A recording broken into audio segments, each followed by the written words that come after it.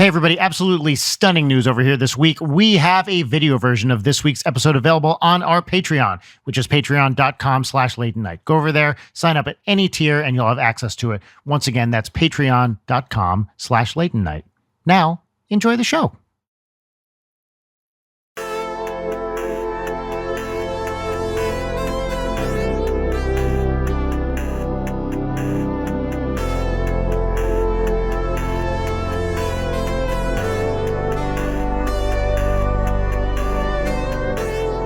So actually, I wanted to dive into something right away. You and I have only talked very briefly that one time I was over at your place to grab some gear thanks to our Roach connection. So I lived there from 98 to 2004. Okay. And I was playing shows with my weird little jam bar band. Were you playing shows in San Diego at that time? Yeah. I've been playing in San Diego since 94, 93, 94. Yeah, so you're like a super veteran of that scene. And I think we probably ran in different circles. Right. I was going to say, it depends where you were playing and where you were. Yeah, this is the level that this band, so the band was called Agave. They're still going, actually. I haven't been a part of it for many years now. But our main gig was at the Tiki House in PB. Do you remember this? It was like an old biker bar. Okay. The kind where you had to set up the stage around the pool table because the venue was too small. Or your riser was the pool table? Which it was sometimes, for sure. It was a convenient stand for Miller Lite pitchers. Yeah, exactly. And there's like one, 4-channel PA if you're lucky kind of stuff. Yeah. So that was like our monthly gig. But then we also did Winston's. We did Blind Melons when it was Blind Melons. I know that exact scene, and I was not a part of that scene. Right. Like Dream Street. Yep. Yeah, totally. When I first started playing music, that was our aim. My high school bands, we aimed for that. And it was like, oh, we got a gig at Dream Street. Awesome. Or we're playing at Winston's, or we're playing at The Spirit. Do you remember The Spirit? No, where was The Spirit? The Spirit turned into Brick by Brick, I think. Oh, okay, yes. So before Brick by Brick, it was The Spirit. I even have a live recording of my band with Jim Roach. Oh, nice. Yes. From The Spirit. Actually, Blind Melons and Winston's did a lot of different type of stuff, especially Winston's was real jammy. So our band was like jam adjacent, mostly because we weren't quite good enough to be a real jam band. So when you did end up playing, I assume you played at the Casbah. Yeah. That was our goal. When we were there, we were like, oh man, I wish we were cool enough to get into the Casbah. No matter how many times we emailed, we were not on their radar, and probably would not have fit in there anyway. Well, besides the Casbah, though, Tim was also doing shows in various other rooms, and then there was a handful of other promoters. I mean, Soma did exist back then. Right. So I also played there a handful of times. Musically, I kind of feel like I hit a point where it turned into, this is my band, right? Yeah. One of my first bands that played out, I guess, was called Steel Tree, and that was with Jim Roach. Eventually, Gabe Serbian joined the band from The Locust when we met when we were 15. Jim Roach wasn't in the picture at that point. Gabe joined. We morphed into this trio called Jedi Mind Trick that I sang for. The relevance of this is because at that point we started playing places like warehouse shows, and 14th and C was a place, and it was literally at 14th and C right across from City College. Yep. There was a warehouse there that we played at. There was another place on Beach and A, I think it was. Union and Beach is what it was called, and that was Chris Squire's warehouse. And we played there, and then we started playing. We played in Poway, played with Blink before they were Blink 182. Yeah. Like a ton. Gabe was really good friends with Tom and Mark back then. And then also Travis when they started. I think I still have the flyer somewhere of, it was a venue called the Soul Kitchen, actually, in East County. And then there was another venue called Cafe Chabalaba. The whole relevance of all of these venues are the underground scene and the scene that kind of started to emerge from San Diego that kind of then started to marinate me and also blend me within the bigger picture, so to speak. Like bands like Unwound and Godhead Silo. If you took the hardcore underground punk scene that was happening in San Diego, not the terrible scene that was coming out of PB, which is Swindle. They started trying to be the exploited and have their faux hawks and mohawks and the spikes and shit, and we were just who the fuck are these jokers, So if you took our scene that was happening within San Diego, which that included bands that I looked up to at that point were bands like Swing Kids and Click-a-Tally and Heroin, Antioch Arrow, Second Story Window, like all of these bands that were kind of a mix of like punk, hardcore, or just underground, or just making like cool music with the like kind of DIY indie aesthetic. Yeah. So if you took that scene and kind of transplanted it around various cities in the States, these venues all kind of spoke to each other, and like these bands would all play in the same places. So when I was like 15, 16, I was playing these shows with these other bands and these other bands from San Diego. And then that's kind of when I started to meet kids that were like 2 years older than me. Like they were living on their own already, but they were 2 years older. And so these are basically kids that rather than go to college or whatever, they were trying to make it as musicians. Yeah. Yeah, just trying to make it or just get by. A lot of them were in City College and kind of like supplementing that. And I did even for like 3 to 6 months or something like that. But at any rate, like these were the cool guys. Like these were the people I looked up to and were just like, oh, these guys are so cool. I want to be them. And then I made friends with them. And then I started to play in Guyver One and The Locust. And then that kind of exposed me into a bigger kind of terrain, because then we started like going on tour. This is like 90s, late 90s. 96. Yeah. And then like that turned into like I did my first tour when I was in spring break on my senior year. And like my parents like let me hop in a van, the small van with a loft, one bench seat, and like driver and passenger. So like only seating for 5, but we had 3 people constantly on the loft. So there's 8 of us in this van. And we drove to Michigan and back and played shows all along the way. Right now, I'm like, God, no. I mean, my worst nightmare is an environment like that. But when you're 18, you're like, yeah, okay, seems good. 12 hours a day. Yeah. I was 17. The drummer was actually this other guy who's kind of a part of the scene as well. His name's Mike Cooper. He was 15 at the time, and his parents let him go. So it was nuts. But at any rate, like that tour opened up so many doors for me in the regard of like meeting people from other cities that weren't concerned with being, let me take that back. They were concerned with being cool, but they were cool about being cool. Yeah. They were like an open book more so. Like they like, you know, had emotions and they like would speak freely and just like have really like strong beliefs and like back them. And it wasn't just like being a snob. I felt like our San Diego scene was a lot of that. Wouldn't really open up, weren't very, very vulnerable, and just kind of cool, too cool for school. And you're talking specifically about like the punk hardcore kind of scene? Yeah. Maybe my like immediate circle. And that might just be myself. It might have been my own insecurity of like that moment being with older kids and that kind of thing. But at any rate, like fast forwarding to that, like I did that.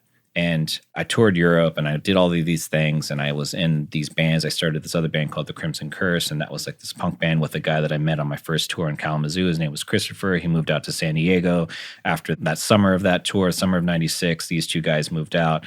Christopher and I lived together, and then we started Tristeza.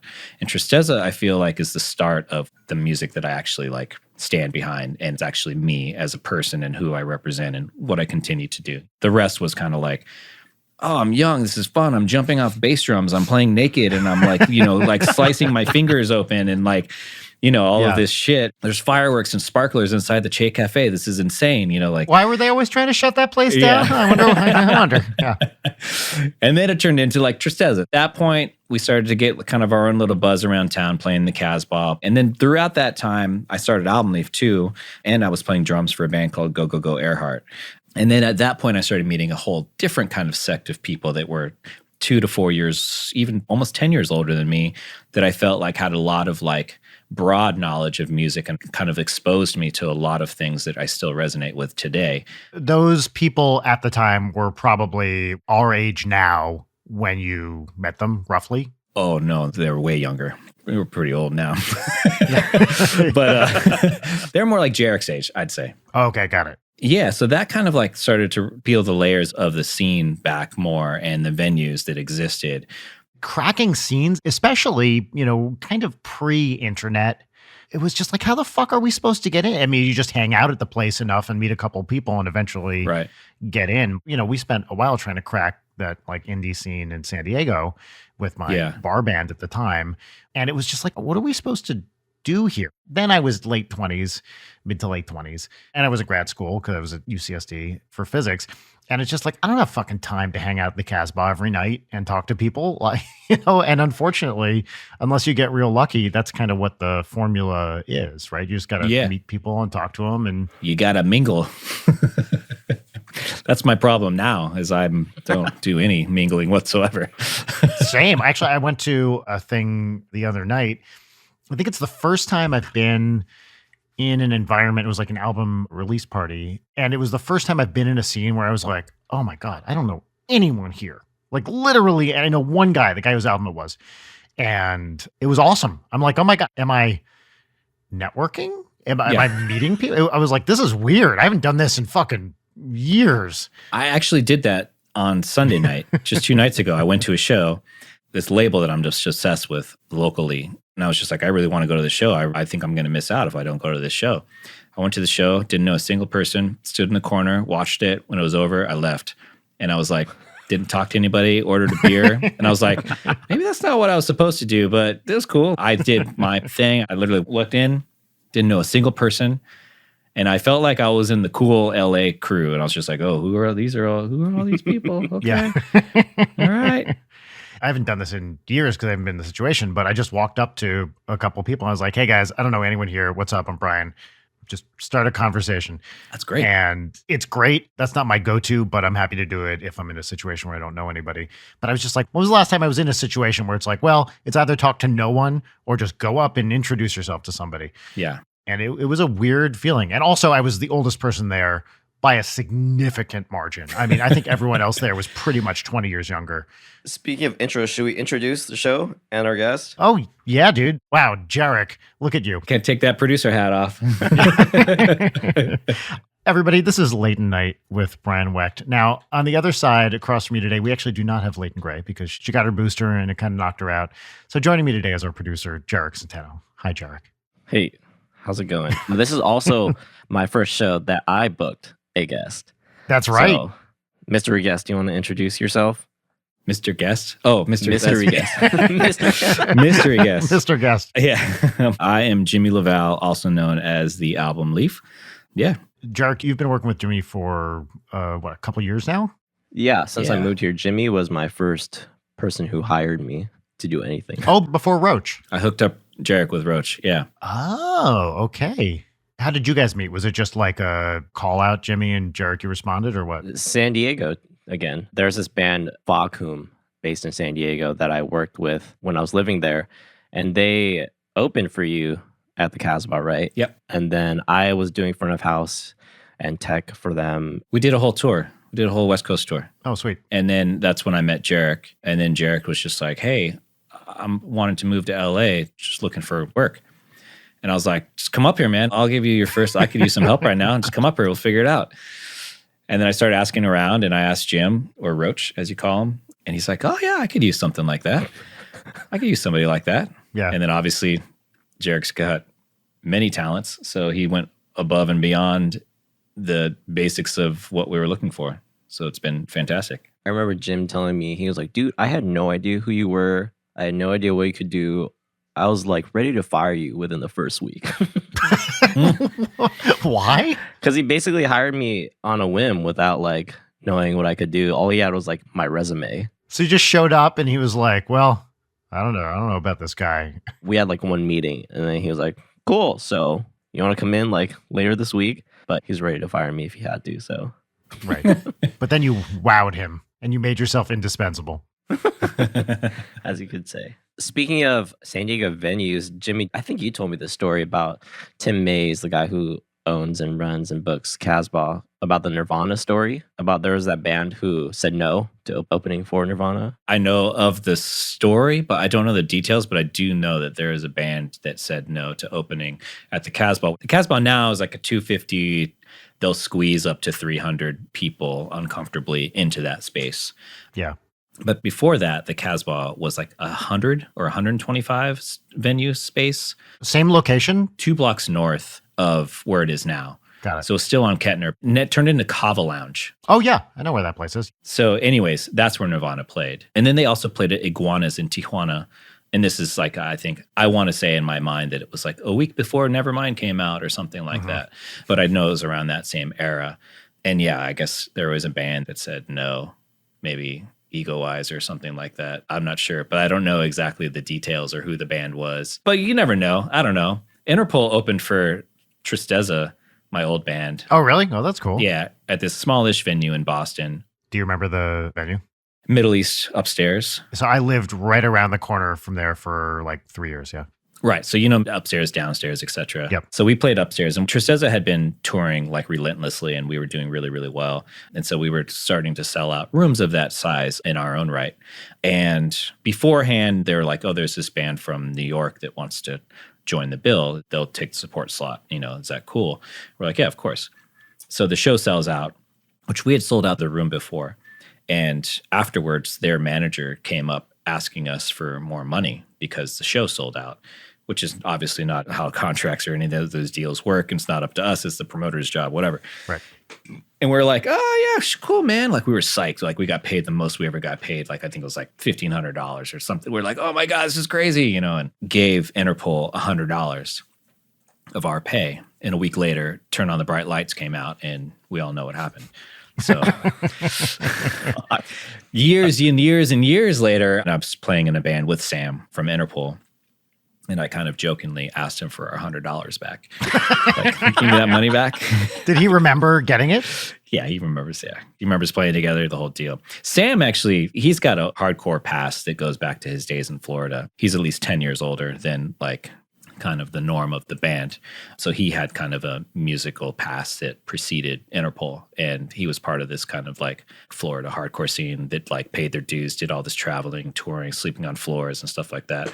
Because I know back then, like with touring, like it was a lot about like paying dues because there was so many bands that were coming out and blowing up right away. Yeah. And bands that didn't like quote unquote pay their dues, like with like relentless touring, sleeping on floors, being extremely uncomfortable, cramming into a van with like, only 5 seats and everybody else has got to be constantly up there. And, that kind of thing was like, quote unquote, paying your dues.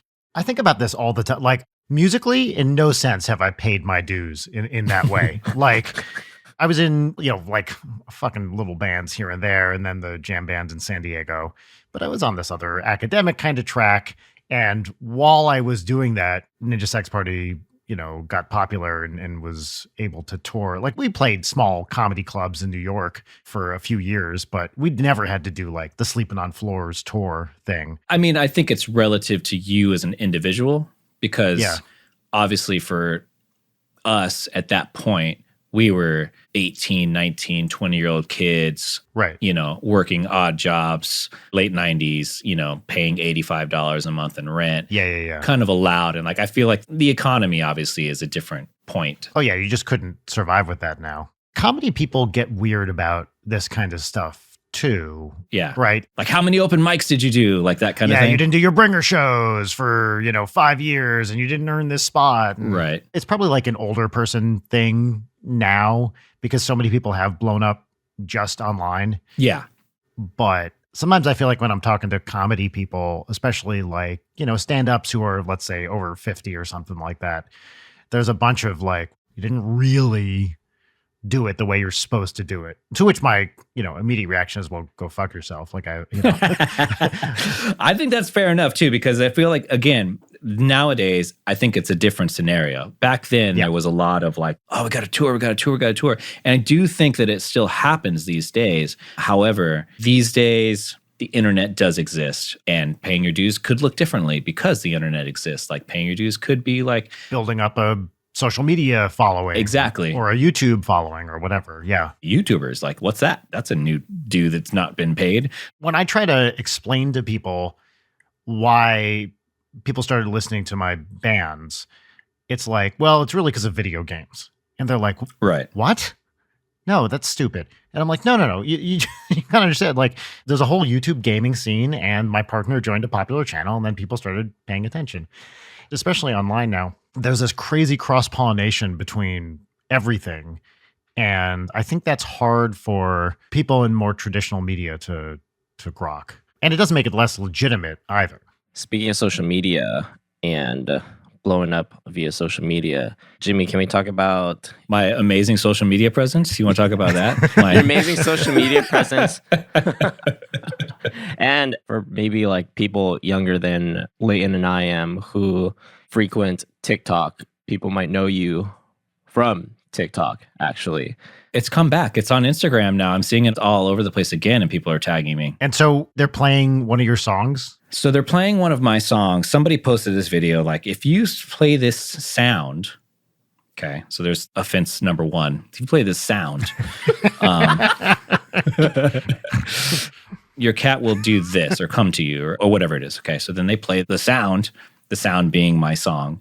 Basically, it starts with a drone, and then these opening notes come in. It's a synth tone. Mm-hmm. And the cat then like perks up, looks at the person, presumably holding the phone, and walks over and starts to cuddle. I don't know when it started, but it eventually took off. So all of these duets started happening, and then more people starting their own and doing their own original posts. The original song is Window, right? Yes. Off of a record I released in 2004, my first record on Sub Pop. Obviously, this has happened in, 2019 or 2020, I think it was. So 16 years after the fact that this song kind of went viral. And this video and this whole thing went viral to post. And it's all great. Like, I think it's awesome. And it's really cool. However, not once does it mention the album leaf. Do they pay out at all for using the song? I don't think so. I'm not sure how it works. And I'm sure that Sub Pop and my publisher, I'm sure all the parties involved are probably trying to find the angle or whatever it was. And I do know that there's like a huge gray area within usages on social media that is now starting to get kind of taken care of. But at any rate, it's cool. And so the thing is, which I'm grateful for too, is that like, then everybody started sending me this and saying like, hey, do you know this is happening with your song? Or adding me like, oh, this is the album leaf. Or I love this song. It's the album leaf. Yeah. Oh, this is Window, whatever. Like, it's happening kind of. And then on Instagram, which is a platform that I am on because I'm not on TikTok, I started seeing myself being added 2 weeks ago again. So it's kind of surfacing again. Yeah. After it kind of came out, Rolling Stone did an article on it, called me, and had already done their scientific homework previous to speaking to me about the actual reason why a cat would respond to these tones and like where it sits in the microtone and like how the frequency range hits their ears and their brain, like all this shit. And I was just like, what? This is, they're like, you probably didn't know this when you were writing the song. Or were you thinking about that? Were you thinking about hitting? Well, of course I was thinking about it. Yeah. Like, what is this fucking thing? It only thing? took 16 years, but I really was like, I'm going to make a song for fucking cats, man. And, 16 years later, whew. And I decided to really shrewdly market it by never mentioning cats even once. Or, the album has nothing to do with cats whatsoever. But yes, of course, that's what I had in mind. Yeah. So that happened, and that's cool. But the sad part, obviously, is the non-mention of in the original post. Yeah. Dude, it drives me insane on social media, the non-attribution stuff where people just take something, probably because they saw someone else use it. Right. But very few people bother to check, hey, who created this? Where did this come from? Yeah. It happens a lot with art, probably more than anything, like visual art. People just take some image from somewhere and don't credit the artist. If I can't attribute something, I basically just won't use it, because even though it's a losing battle, I feel like I have to plant a flag and say, look, always, always, always credit people whose stuff you use, because I get real mad when it doesn't happen to me. Yeah. I don't care about many usages, even like songs that like have made me quote unquote a lot of money, for example. And somebody else, depending on their background, comes in and says, hey, I just want to like post this video like my family trip or whatever it is, and like, I don't have any money, but I just want your permission. And this could be a song that I've been paid, I don't know, whatever amount of money to be used that has been substantial. But them coming and saying, oh, yeah, and I'll give you credit. Like, it's like, oh, cool. I'm totally down to let my music be heard as opposed to put like, extreme limitation on it. Yes. And it's a case-by-case basis. That's definitely clear. For my stuff, I never track down people using it and do takedown notices. The only thing we will do takedowns for is people literally just reposting our stuff. Yeah. I did a takedown for an NRA video that tried to use one of my songs. Oh. I got on them. I was like, no, take that. Oh. Yeah. Other thing is like, guys, because it's a pain in the ass, they don't reach out. But it's like, guys, come on. If you're going to use someone's music. Yeah. There's been a handful of conservative usages of my music that I've had taken down. And I think it's because there was a PSA, I think that was Michelle Obama, that used one of my songs, and that kind of got some traction, within their community. It was like bad music kind of stuff. It was bad music. Yeah, exactly. Okay. which we approved too. They reached out, they asked for permission. Back to First Offense, Jimmy. One of my funny first offenses that came along for you. I was watching Lovecraft Country, and Window was opening up. Boom. The episode that Window was featured on, and whoever did the captioning and whoever was the music soup was like, Leon Bridges this, etc. that, and Window was just ambient music for the caption. Right. For the captions. Exactly. That sucks. Yeah, totally. Is that something that's in the hands of the music supervisor for that? Let's name names. Really get someone in trouble. I don't know. Like, I've done films, and I know that like the directors that I've worked with have something to do with the captions, or maybe at least approving them. But like that's more on like a smaller indie level. I wouldn't say indie, but just not like a massive, like not like HBO. Yeah. So who knows? Like within HBO, who is in charge of subtitling? I assume it's someone pretty far down the food chain who's actually doing the subtitles, and then maybe someone is quote unquote approving them, but probably just kind of glances at it and is like, yeah, fine, okay, whatever. However, it should be in the cue sheet. So if they're going through that, it would be noted in the cue sheet. Speaking of more films and directors, et cetera, Jimmy, you're composing a lot these days, and I have a question to ask. Yeah. What makes a signature sound when it comes to composing? I feel like there are a lot of, when directors put in temp music, they're like, oh, we want this to be like Hans Zimmer, or, it's a lot of like Hans Zimmer-y shit. What makes a composer like yourself, Ludwig Göransson? I just discovered I've been rewatching Community, and he did all the music for Community. Really? Oh, I didn't know he did that. Oh my God. Isn't that fucking crazy? He's genius. He's absolutely genius. Yeah. And it's not like a style that I'm used to hearing him in either. It's pretty chill. Yeah. So I was just like, are you kidding? Ludwig Göransson? Wow. I had that same reaction to John Williams having done Witches of Eastwick. Yes. It's like, really? Yeah. Anyhow. Every once in a while, someone steps outside their comfort zone, and you're like, another one that's like that for me too is Danny Elfman's Back to School. Oh, right. Score, which fucking rules, real brassy and bouncy. And I love it. Midnight Run for him too. And it's just not your typical Elfman stuff. Yeah. And it's always just like, whoa, this stuff is who? What? Whoa, cool. Right. Like starting with Elfman, I mean, he's obviously has a signature sound. I don't think anyone can do that. Yeah. Like there's just chord structures and intervals and melodics and melodies and all that stuff that he's just hitting that like, yeah, I don't think anyone can just wrap their head around. Well, and it was crazy for him too. I mean, obviously he had a lot of background with Boingo and stuff like that. Yeah, but beforehand, didn't he have like as a band called like the Citizens or? Well, he had the Mystic Knights of the Secret Society of Oingo Boingo, right? Yeah, that exactly. Yeah. And then it turned into Oingo Boingo. That's right. I mean, that was a whole like performance art kind of thing with the, non-musical element. So he did some various stuff, but then I feel like Beetlejuice hits. Well, and Pee-wee's Big Adventure, which I think was his first like big film score. And you're just like, oh, fuck, here we are. Totally. When that main theme hits with the major seventh stuff going on, you're like, fuck, this, I haven't heard anything like this. Totally. That Elfman style from those 80s movies, Pee-wee, Beetlejuice, Batman. Oh, so good. Edward Scissorhands. Yeah, all of them. To jump off your question too, Jerik, I'm always curious of the Elfman stuff. The orchestration is a really, really big part of that sound. Yeah. And it's a very like romantic in the music sense, like, 19th century kind of Mahlerian, Straussian sort of orchestration stuff. Part of that signature sound, I think it's important to credit the orchestrator as much as the composer. And I believe, I don't know exactly what the breakdown is, but I don't think he was the orchestrator. I think it was probably Steve Bartek or someone like that for those early scores. Good call, because that is important. And it's important to note. And that falls under the hat of like Hans Zimmer too, Yeah. I don't know. I can say what I think, which I think is completely wrong, or I can't say what the truth is because I don't know. But to me, like, I do think that like, we're all aware that there are many people. I saw this video from Mark Mothersbaugh, obviously genius too. Everything about it is incredible of what he does. But it did like cut to two guys you've never heard of, probably heard of them if you dig deep in IMDb or like stay around and watch the credits like 5 minutes in or whatever it is. But these two guys get all the MIDI files and they do the orchestration and do the sounds. Yeah. So Mark Mothersbaugh sits there, writes the melodies, writes the chord structures, writes to this, writes to that.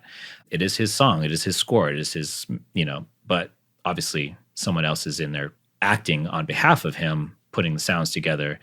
And I'm sure Mark's got a final say and all that kind of stuff too. But I mean, it doesn't discredit what Mark Mothersbaugh does in any way, but it does like not spotlight the people that are behind the scenes that do make a lot of the sonic choices, not necessarily creative, but it's like what you hear in result, you know? Although I think Mothersbaugh is a good example of someone who I wouldn't say has a signature sound. Like he writes in a lot of different styles. I'm constantly watching a show where I'm like, that's a Mark Mothersbaugh score? Whoa. Right. Like that guy is all over the map in a good way. I think he's amazing. I love his stuff. But he's so diverse that he doesn't have what I would call a signature sound. I'm not disagreeing with you at all, Jim. I mean, what you're saying is 100% right. Right. You know, the sonic elements are crucial and are not usually credited as prominently. In fact, are never credited as prominently. Yeah. Normally it falls under the like score producer, like that hat or something like that. You know, it's just like, oh, that's so vague. Like a producer is such a huge part of every single thing. And oftentimes people don't understand what a producer, like, what's it actually entail, you know?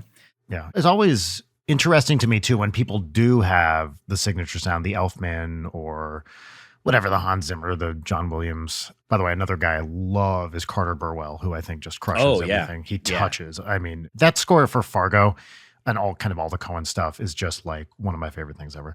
But a lot of people, Elfman notably, they get this signature sound and then people start wanting them to write in that sound and it starts to sort of go off the rails a bit. There were some Elfman scores, you know, probably in the early 2000s where I was like, this does not have the same vibe. I mean, it like sonically is the same, but it feels like he's kind of running out of steam. Yeah. I mean, like anything that anyone does that becomes popular, people want more of that. And after a while, you're like, well, I can keep getting paid, but maybe I actually don't really want to do this specific thing anymore. I did see a roundtable with him and other heavy hitters like Alexander Desplat and like maybe Hans Zimmer was there and like some other folk around the table. And he said, you know, every single time I get a film score, I don't know what I'm going to do and I'm just going to fail. And I think I'm just going to like plummet and it's just going to be the most terrible thing I've ever done.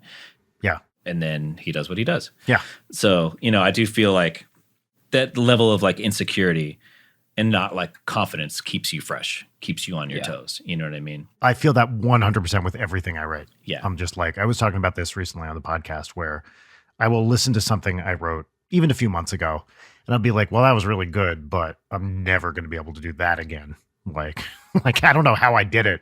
I don't know why I like that, but I'm kind of fucked now because, well, you know, it's gone. Yeah. That's why I sample so much because I feel like I have such a method of sound that I create in the chains and the going from here to there, like starting from this source and going through this and going through that. And I'm just like, there's just all of that like stuff in the line that I think I'm like, I'm never going to be able to do that again. Yeah. But, like it was just a fluke that it just fell into it, you know? Yeah. What's the most random thing you've sampled for a score or album leaf song recently? I mean, there's always this sample that I made of my son when he was probably like 8 months old. And it was actually Kate, my wife's idea. She often comes in and just like kicks me in the ass of my like, I don't know what I'm going to do. I don't know. I'm stumped. But she'll come in and she just like has like these ideas or she just starts throwing shit at me. And, you know, it doesn't all stick or it doesn't all make sense, but it's always just enough of an inspiration as an umbrella to like push me in the right direction of just like trust yourself or do this or try something else. Like try something new. And if what I'm trying, which I think is new, is actually something I've done, it still like feels new to me in a way or whatever it is, you know. At any rate, so she had the idea of like sampling our son and she just like put him in front of the microphone and he couldn't talk. Like the original sample is hilarious. It's like he's like,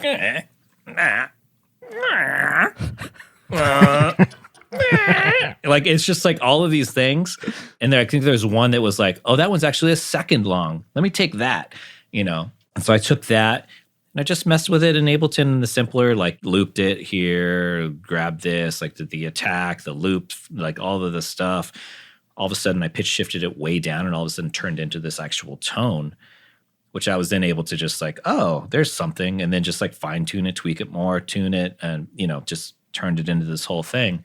And yeah, it was like a really low kind of droney rumble tone that I used throughout this film called Spring back in 2014.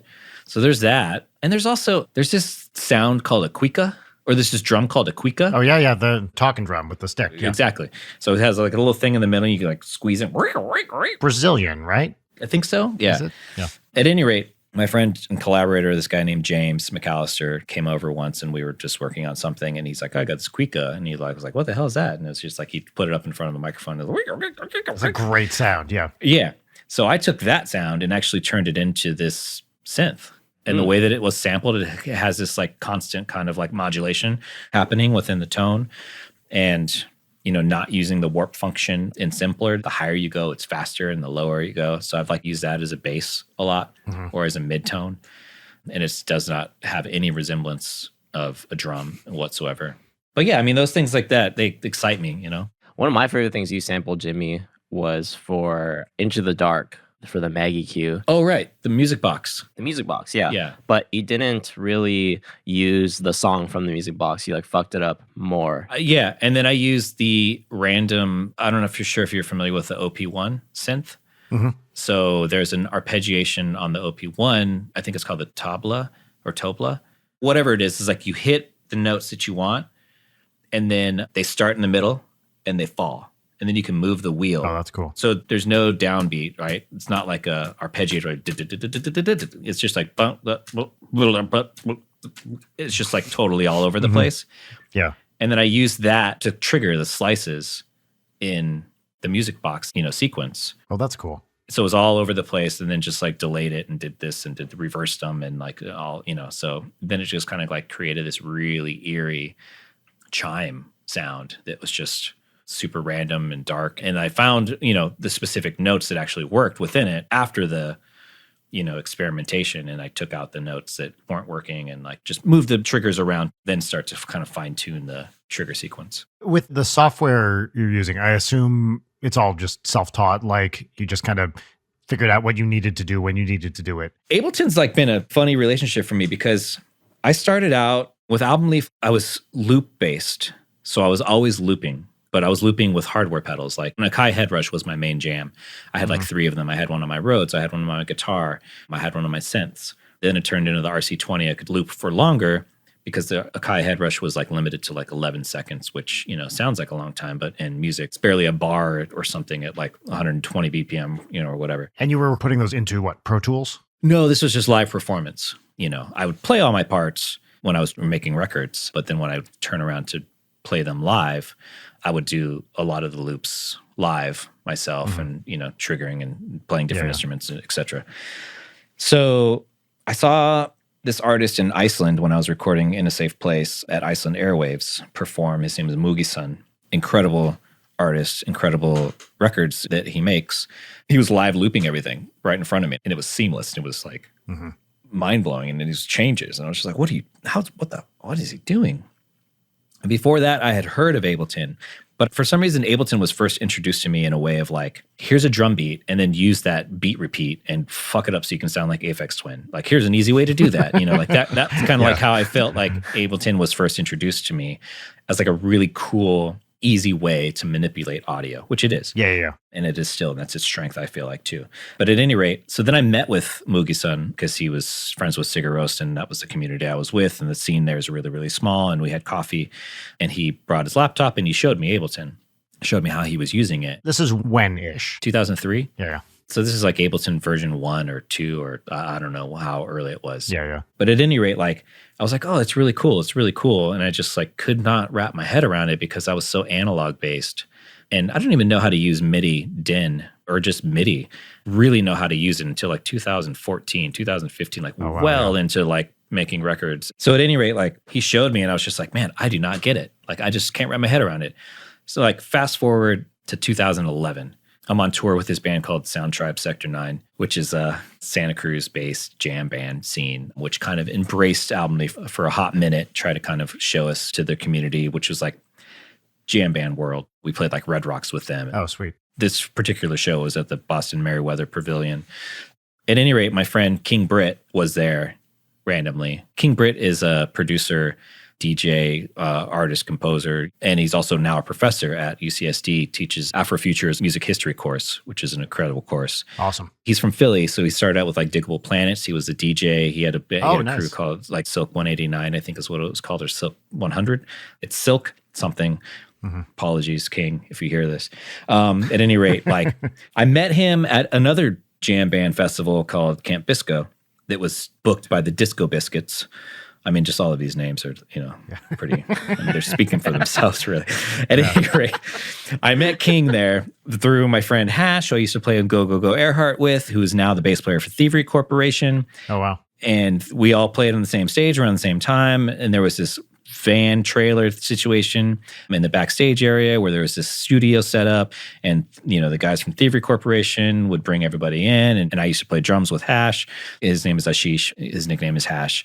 So we go back there and we go back to like this little jam thing, and I started playing drums, and that's where I met King. And then afterwards, King's like, "Oh, you should come to my place in Philly." So I go down and I hang out with King, and he and I kind of like get in the studio together, and he works on Ableton, and he's got the monome and all that kind of stuff. And I was just like, whoa, what is going on? Still couldn't really wrap my head around it, but he was showing me all this stuff, and I was like, it's starting to click a little bit more. This was going back to Boston. After that show, he's like, man, I see you looping the entire time. Like, you just got to use Ableton, man. It'd be perfect for you. And I was like, yeah, man, I know. I couldn't figure out how to feed live audio into Ableton and loop it in the way that I wanted and like trigger things. It just didn't make sense. Basically, the moral of this story is I've been surrounded and pushed with Ableton like for 10 years at this point. Fast forward to making a record with Mark Kozlik, who's a singer-songwriter, nothing to do with electronics in any way, shape, or form, plays guitar and sings. Like, that's what he does. We made this record, and we're talking about doing shows and like, how are we going to do shows? Because I'm electronic, and I made the record in Pro Tools. I was still programming beats and doing everything in Pro Tools like up until 2013, which is when I first started using Ableton. Because this is when it finally made sense to me was, okay, I use these 3 synthesizers on this record. I'm not going to tour with these 3 full-size synthesizers. So I was like, oh, I can sample. I met with Ableton, like the company. I went to their office here in Pasadena, and Cole kind of showed me around and showed me the push and showed me this and showed me all these things. And I was like, okay, I'll try it. And I kind of went back. And then also I met this woman, her name is Miriam, who's been a long supporter and fan and friend of mine, was previously at this company called Artist Relations. She had since moved to Novation. And so she was like, hey, try this synth, try the Launchpad, try this Impulse. And so I'm getting all of this stuff thrown at me at once. Yeah. And I'm like, okay. And I'm starting to figure it out. All of a sudden it clicked. I was like, oh, I can trigger this note that I just sampled with this keyboard via MIDI and USB. Whoa, like that's crazy. And then, then I can put this sound in this section of the keyboard, and I can put this sound in this section of the keyboard, and I can put this sound in this section of the keyboard. Now I can play everything on one keyboard, and I can hit play, and there's my beat, like everything just like all of a sudden like mind blown. That's awesome. And then I started diving into the YouTube videos, and then also that tour never happened with Mark Kozlik. But the upside of that is that I discovered Ableton, and I'm forever changed, to this day. It is amazing, this thing where you talk to someone who just has the right tool for what you want to do, and without them, you wouldn't have found it. Right. It is how so much cool stuff gets done. This happened all the time when I was a scientist. You just talk to someone who knows something, and you're telling them the thing you're working on, and they're like, hey, I know the answer to that. You're like, you fucking know the answer to that? I've been thinking about that for 10 years, Right. Did you ever work in Max? Like MAX, the program? I scratched the surface of Max, but only within presets that are already created. And those are 2 worlds that I still have not scratched the surface of, Max and modular synthesizers. Actually, the only electronic music class I ever took was my first year of grad school in San Diego as a physicist. I was like, I'm taking some music classes. They had an electronic music class, and it was all Max programming. And it was fucking cool. When I took a music class, an electronic music class, it was the City College in 1996. It was working on like a Yamaha drum machine that is completely irrelevant now. And it was just like learning how to program that. So Max would have been way cooler. I mean, in college, they had like an electronic music room, which no one ever really used, with all the patch cables and everything. And I remember when they first got like the digital patching, it was like, oh, what the fuck? This was like mid-90s. We did a little bit with that because I was so young. I didn't really appreciate how much easier it was. I mean, you could tell, okay, I'm not physically putting Right. this thing from there into there. I'm just drawing a line on a screen. But the composition teacher who was kind of running it was just like, guys, you don't fucking understand what a game changer this is. Like, Totally. For me, that was when Reason came out. Oh, yeah, I don't know yeah, if you yeah. remember Reason. Like you could flip it around. You know, it did actually default patch, but you could come back and like actually move the patch. Yeah, And that was yeah. the first time I was like, oh, whoa, there's a patch cable. And that's what it does. That's insane. Yeah. We never did answer Jerik's question about composers, but yeah, We kind of did. I kind of feel like that's the umbrella and like that's what makes you stand out is your experimentation, or I guess, and like the tones you create. Right. I have an answer to my own question. Oh, yeah, of course. For me, I feel like the composers that stick out are the people that they're almost like Foley artists in a sense, you know? They're not Right. scoring to the scene. They're not playing like a happy melody for a happy scene. They're kind of using sounds or building the score throughout the film as like the script gets more intense or, you know, dies down a little more. Right. But they're playing into like the subtext with their sounds. Like Ludwig Göransson, for instance, the most recent movie he did with Christopher Nolan. Tenet. Yeah. So he was talking about using palindromes in the sense that that's like a big theme of the movie. Yeah. And he's like making his orchestral players play like in reverse and shit like that. Yeah, totally. For me, the big theme of that movie was not understanding what the fuck is going on. Totally. Yeah.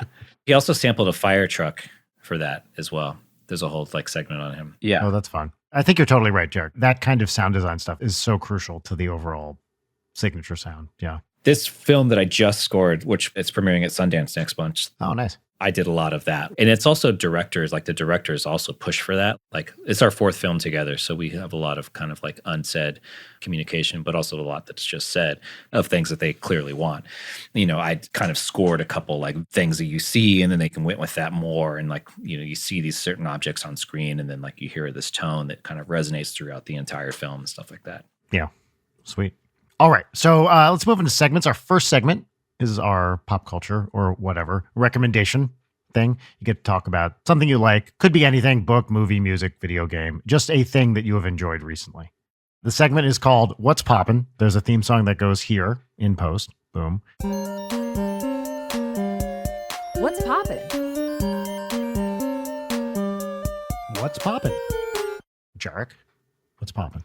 What's popping for me is I recently got done watching the show called Love Life featuring Anna Kendrick. It's a season 1, and then the season 2, I forget the actor's name, but he is in The Good Place. William Jackson Harper. Yeah, he rules. Yes. I just thought it was a great show. Kind of shows Anna Kendrick and William Jackson Harper going through different relationships. Yeah. It's HBO, is that right? HBO. Yeah. Am I remembering that it's basically like they go through all their relationships until like, you know, their long-term relationship or whatever. It kind of follows them until they get to the person they end up with. Exactly. William Jackson Harper is awesome. So he's Chidi on The Good Place, the philosopher guy. First of all, that character is great, but he's such a fun actor to watch. I really liked him a lot on that show. I've seen him in like bit parts here and there, but I'd be curious about seeing that. But I remember listening to someone, tell me if you agree with this, saying that the Anna Kendrick one was like, that season was like okay. And then the season 2 was like much, much better. I mean, maybe it's just because I relate to the male perspective. Yeah. Maybe more, but I don't know. I thought they were both pretty good. Cool. Oh, I also started watching Curb. I'm starting from season 1. Oh, wow. Did I talk about this? I have recently, 6 months ago now, I also started watching, and I'd seen like isolated episodes. I started rewatching the whole thing, and now I'm on season 10. Which is the one that came out like later in life, right? After the hiatus. I think that's like 7 or 8. Wow, they've gone on even further. Yeah. It's on season 11 is the one that is airing right now, I believe. Okay. Maybe it's even 12 now. I forget. Are you a Curb fan, Jimmy? I was never like deep into it, but I was like here and there when it was happening, like when it first started. I mean, Jerik, I remember when you and I would be working together and I would like give you Curb references and you'd be like, I don't know what you're talking about. I was like, gosh, oh my God. It was like, there's just like the gap of like pop culture that we've existed in. Like to go back and watch certain shows like and start from season 1, like not having ever seen it. There's a lot of those that I wish I could go back and just have completely fresh and experience that again. Yeah. You know, just watching it. Curb was great. So I had watched maybe up to season 3 or something initially, but I hadn't seen anything with JB Smoove. And I knew he was on the show, but I hadn't seen any of those seasons. And when they introduce him and he's part of a larger family, and then he's the one that like hangs around. Yeah. That guy fucking rule. He is so funny. Yeah. He really energizes that show in a way that it kind of needed. So it's fun to discover these like later iterations, and then ends up just living with Larry, and he and Larry live together and they hang out. It's such a fun character. It's endless, the things that they like come up with too. That show is fascinating to me because it is the most aggressively Jewish show on television, to the point where I'm like, these are the people I grew up with. I see all of Larry's friends and I'm like, oh, that's, all these guys that my dad used to hang out with. It is so rooted in Jewish culture. There's some pretty specific shit that I think, unless you're kind of around it, I bet is lost on a lot of people. Yeah. Hell yeah. Brian, what's popping with you, dude? What's popping for me? Occasionally, I'll cruise around on the Criterion app and see if there's something I haven't watched that I feel like I should have. And I finally watched My Dinner with Andre for the first time. Have you guys ever seen this? Oh, what is that? No. Okay. It's this kind of infamous film from 1981 starring Wallace Shawn. He's Vizzini in The Princess Bride. He's the T-Rex in Toy Story. He's got a real like high-pitched voice. He sounds like he's this guy. It is a 2-hour movie about two guys having dinner. And they just sit there and eat dinner and talk for 2 hours. There's a lot of references to it in various things where it's the butt of a joke, where it's like, in The Simpsons, Martin plays the My Dinner with Andre video game. In Waiting for Guffman, there's My Dinner with Andre action figures. Like, it shows up as this kind of reference in various things. And I'd never watched it because I was like, I don't want to fucking watch a movie about two guys having dinner. So it turns out this movie completely rules and goes by in a flash and is super compelling and interesting. Conversations about, one of them's like a theater director that went off and had all these mystical sort of experiences. That's Andre Gregory. And then the other guy, Wallace Shawn, is a bit more, is less mystical and a bit more humanistic, scientific, and kind of brings that viewpoint. It's this very interesting and very tightly scripted. It's not like they just improvise this conversation. They wrote this thing and performed it. It's directed by Louis Malle, very famous French director. They sit in this fancy restaurant in New York for 2 hours and talk about art and life and death and everything. And it rules. It's so great. I can't believe I waited this long to watch it because I would happily watch it again. So yeah. My Dinner with Andre. Yeah. Also, Wallace Shawn is fascinating guy. He comes from like very elite, artistically New York. His father was editor of the New Yorker. He grew up in this rich, very cultured New York kind of environment. And he's his brother actually Alan Shawn is an accomplished musician and scholar. He did the score for the movie, but he has a book all about Schoenberg and, how Schoenberg is more accessible than people give him credit for and stuff like that. So they come from this very cool, interesting, art scene, art theater, music scene in New York. Jimmy, what's popping with you, dog? What's popping most recently is Succession. Oh, still need to. You haven't seen it, Jerik? I haven't seen it either. No. Oh God, see again, two people like I envy to be in your position to go back and watch this show for the first time again. I try to take note of other things that are not dark because it seems to me that I only watch dark things and I get fed dark things. And I've watched dark things for so long that that's all we get fed, my wife and I both. Finding good comedy is really hard. Yeah. I think that's why Succession really pops. It's this story about basically this filthy rich family that like runs a news network, owns cruise lines, owns theme parks, just like insanely filthy rich family. The patriarch of the family is in control. And then they have 4 kids. They're all adults that are all basically 3 of them. One of them wants to be a presidential candidate, and it's kind of like the joke of the entire series. He's kind of the butt end of all the jokes. And then the other 3 actually work for the company. And the father's like failing health. They're all kind of trying to be the one that like rises to power to take over his place and undermine each other and just like, all of these different things. And obviously they're all fucked up individually as people. And they're like basically a disgusting, filthy, rich, shitty people that you somehow just root for. None of them are great. They're all assholes. They're all like terrible people. And There's sidelines of other characters that are involved in the company.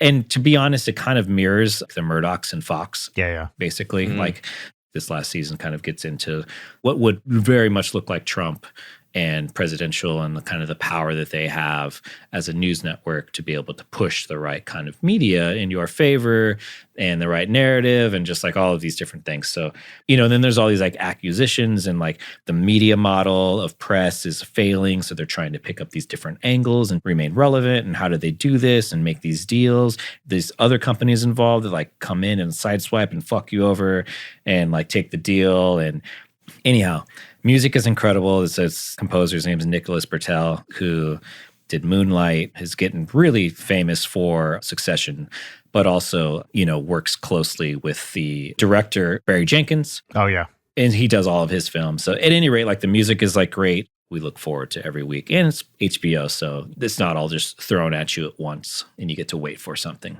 With a lot of those HBO shows, the music is almost always a standout. That's what I was going to say about Love Life. Love Life, as like seemingly corny as it is at face value, the music is very rich and very good. Yeah. Right. It's very well thought out. Even the music supervision down to the T is like beautiful. Yeah.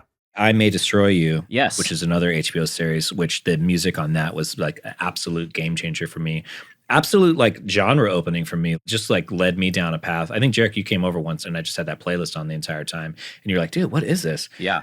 There's not a composer on that show whatsoever. It's just all music supervision. Oh, nice. Which has also been kind of a trend, a light trend. It's not like super solid, but there has been shows that do solely music supervision, no composer.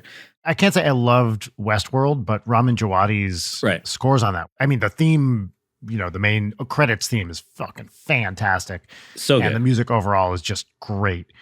And that was one where I don't know if I had heard Ramin's work before, but... Well, Game of Thrones. Oh, it's the same composer. Okay, got it. Yeah. Back on Westworld, like I loved that show, but then basically it kind of went downhill. Yeah, well, exactly. I loved the first season. First season was just like incredible. It's just like, holy shit, what is this?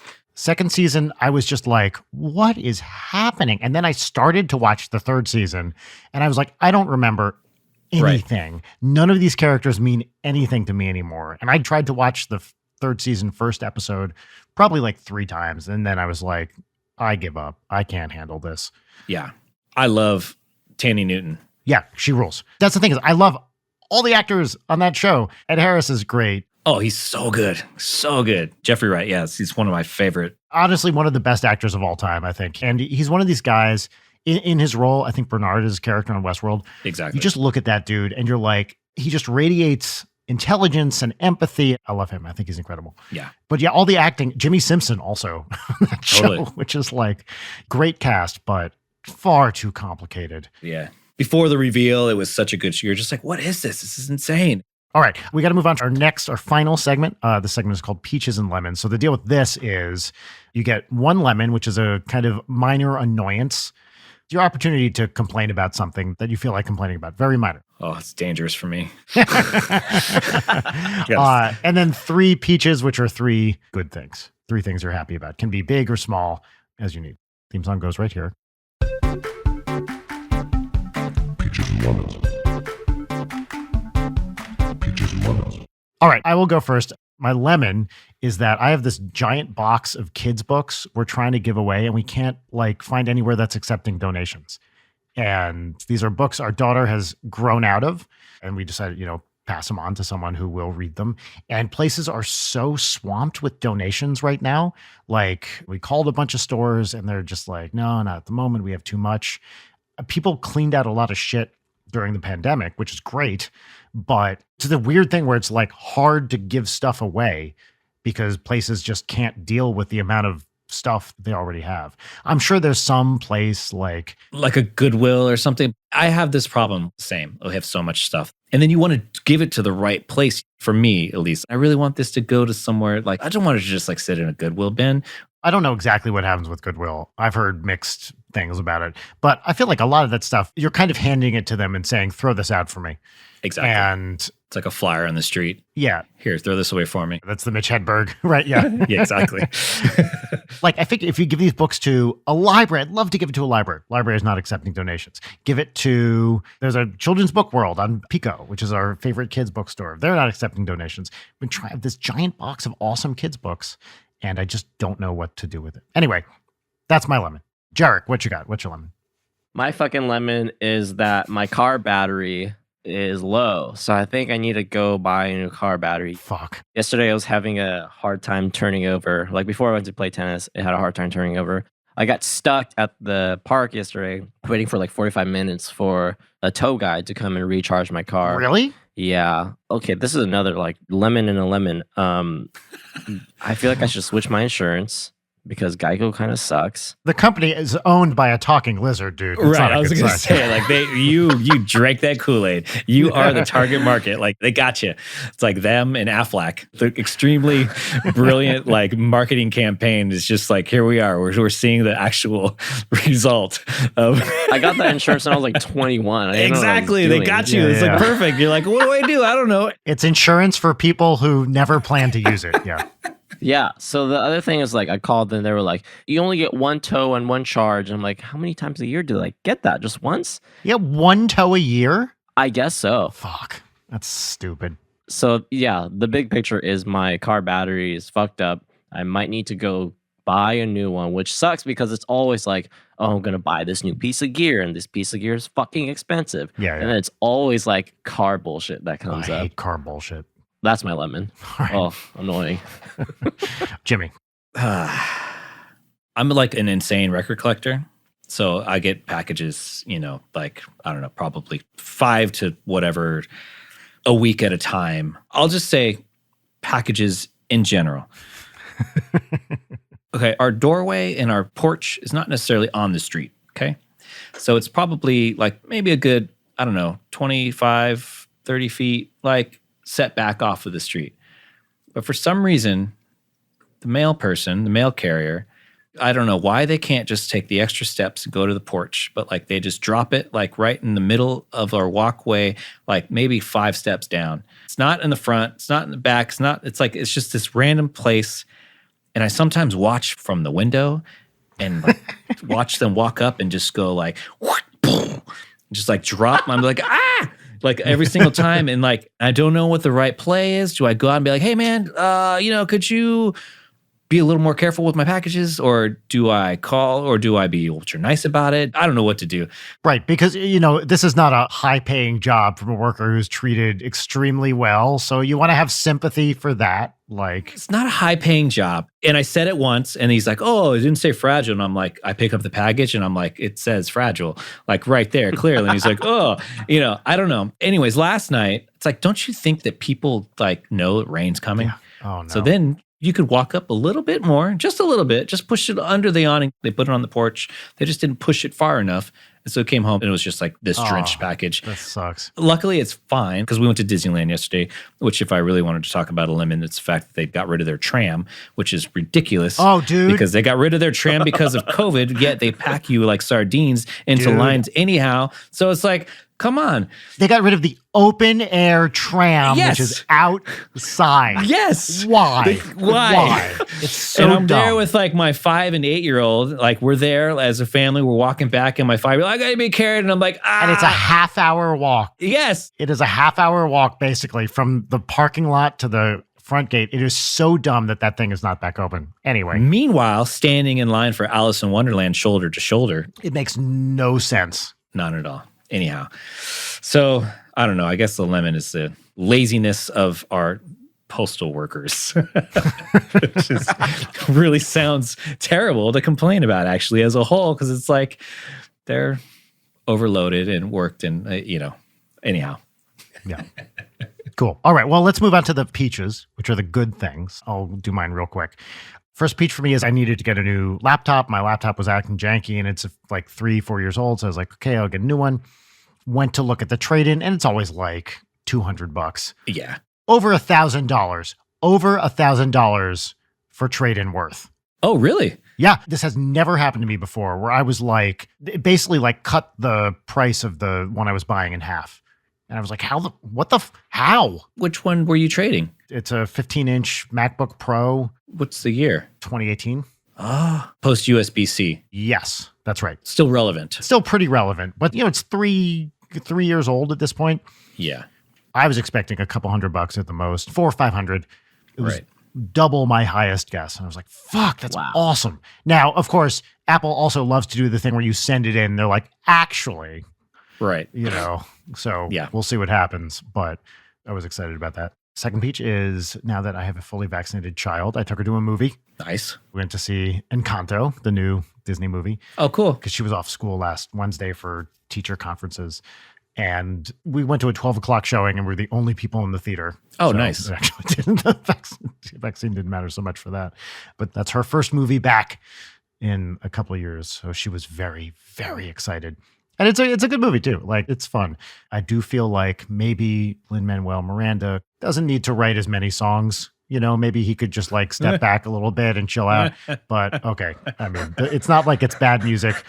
I do think that maybe his profile is a little too high at the moment. Yes. He can leave some work for other people. It's worth seeing. I really liked it. It's got a great cast. It has like 6 or 7 like songs and Yeah. Oh, that's not bad. 3 of them are really good and the other ones are less good. I mean, draw your own conclusions, but Right. we had a great time. My final peach is Jerik. You're joining us today for this episode, which is very awesome. And I'm happy to have you. Nice. Sick. Leighton, due to her booster shot, was out at the last minute. And I just texted Jerik to be like, hey, man, if you got time, we'd love to have you on. And you could do it. So I'm thrilled you're here. Funny enough, I texted Jimmy like at 9:30 or like I know. And you're like, I'm not going to be there, just so you know. Do you want to go next, Jimmy, or do you want me to go? Sure. Let's see. Because I could piggyback off of that peach that you just had, Brian, because Yeah, do it. now that we have 2 fully vaccinated children, we took them to Disneyland yesterday for Yeah. the first Hell time yeah. in years. So I felt like that was a nice like celebration and just kind of the ease. We're still avid mask wearers, even like when it quote unquote doesn't make sense. We're still the people that are outside with masks on. And our kids are so used to it that it doesn't even faze them because they wear them at school.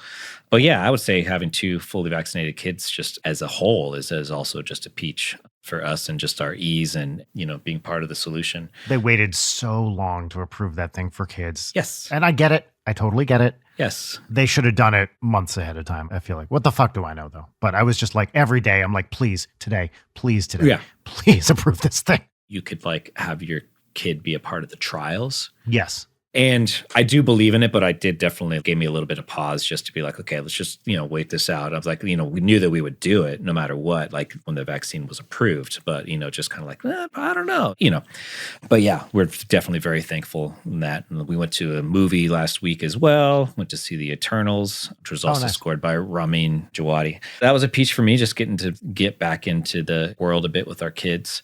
Second peach for me, I would say, yeah, I got a film going to Sundance, which is pretty exciting for me. That's awesome. Hey, Is that your first at Sundance? First at Sundance. I've had 2 premiere at South by Southwest.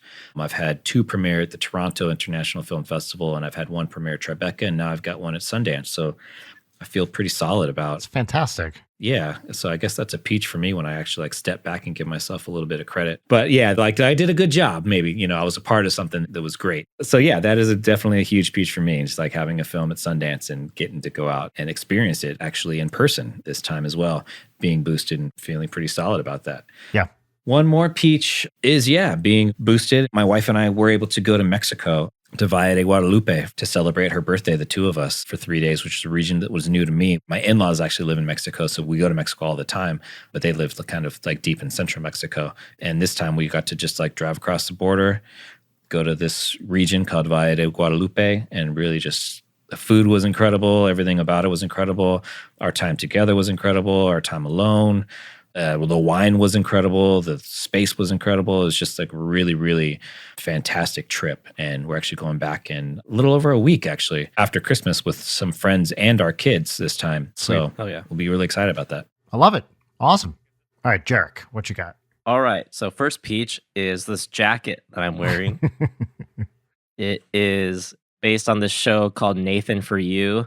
If you've ever seen this episode, the episode is where he goes and makes a band. Yes. Okay. Now I can see it. Yeah. Yeah, and it's the episode where he bases the band off of the fire alarm Yes. because he's trying to make it a musical instrument, etc. Yeah. Anyways, there's this Twitter called Men for Fielder, and they have this whole like merch Oh, shop, shit. and they printed these on there, and under it, there's a line from the show, and it says, "Hunks don't cry."